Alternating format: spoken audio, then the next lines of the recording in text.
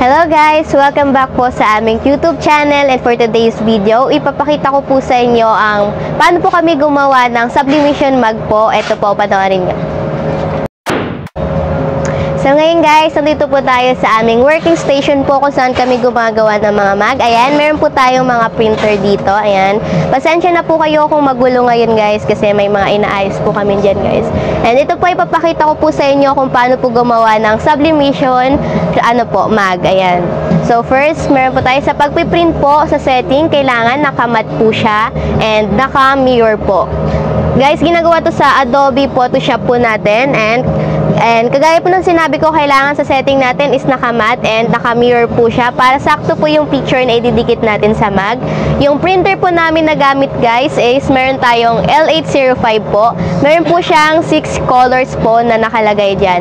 And then yung ink po na ginagamit namin guys sa paggawa ng sublimation mug po is meron tayong Korean Koi ink po guys. Ayan, meron po siyang kabayo. Ayan guys. Ano po siya? Sublimation ink Korean Koi po. Ayan. Ayan. So, pag print po natin guys, kailangan, ayan po. And yung sa ginagamit po pala namin paper guys sa paggawa ng sublimation mug po, ayan. Kuha, sublimation transfer paper po siya, A4. Ayan po guys.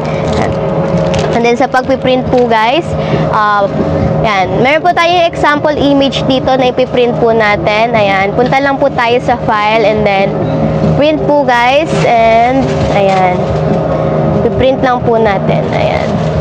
So ito guys, yung example image po natin na ididikit po natin sa ating mug. As you can see po guys, naka-mirror po siya para kapag dinikit po natin sa baso, itong image na to mapupunta po dito and then ito po sa kabila. Kasi yun naman po talaga yung kailangan na makita po natin sa mug natin kapag nag-transfer na po at ginawa po natin. Ayan guys.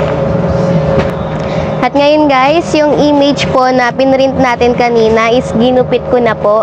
Gupitin nyo na lang po ng gunting or cutter nyo. Tapos, ganda na po yung gawin nyo sa mug. Ganyan. Ginanto ko na po siya guys. Dinikit ko na po siya sa mug. Nandito na po tayo sa machine guys. Ayan. I-ready na po natin yung machine po guys. Yung gamit po namin na machine guys is free sub po. Ayan. Yung kailangan pong temperature natin is 356 Fahrenheit po. Kaya kailangan 90 seconds po yung timer niya. So, ano na po natin. Ayan. Ipindutin na po natin. And then, aantayin lang po natin mag 356 Fahrenheit po. Or kapag tumunog na po siya, pwede na po natin ilagay yung mug po natin. Ayan. Antayin lang po natin guys. At ngayon guys, tumunog na po siya. Ibig sabihin, ready na po nating ilagay yung mug po natin sa machine. Ayan. Ganyan lang po. Ganyan lang po yung pagkalagay guys. And kailangan po para hindi po siya matamaan. And iaano lang po natin dito. Ganyan lang po natin siya guys. And then, after po natin maganyan guys, pipindutin po natin yung timer. Ayan. Kapag nag-start na po. Ayan. Guys, ayan, nagsa-start na pong mag-counting yung natin, machine natin. And kapag tumunog na po siya guys, ibig sabihin tapos at ready na po yung mug na ginawa po natin. Ayan, tumunog na po siya. Tataas na po natin ang dahan-dahan. Ayan, dito lang po natin hahawakan kasi mainit po siya. Ayan guys, ito na po. And dahan-dahan po nating tanggalin yung mga naka-tape po dito. Ayan.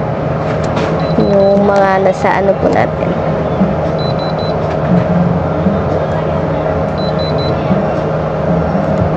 Ayan. Tanggalin po natin yung print na natin. And ito na po yung finished product natin guys. Ayan. Diba? Ang ganda po. Ayan. Kadalasan guys, nung nakikita po natin sa iba, straight lang po yung design nila na nasa gilid. Pero sa amin po guys, may ganyang design po. Ayan, may pa-wave-wave and parang mukha po siya. Ayan po. And ito po yung ibang design na nagawa po namin.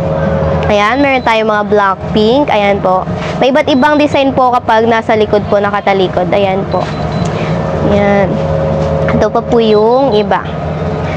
Black pink. Ayan. May mga pa-apoy-apoy wave-wave po diyang design sa gilid natin. And kapag binalot na po natin guys and nakabox na po guys, ito na po yung kakalabasan po ng product natin. Nakaganyan na po siya. Ayan. And be careful lang po guys kapag tinanggal nyo po sa machine yung mag natin. Huwag po natin hawakan yung area na to and dito. Dito lang po kasi mainit po siya. Ayan po.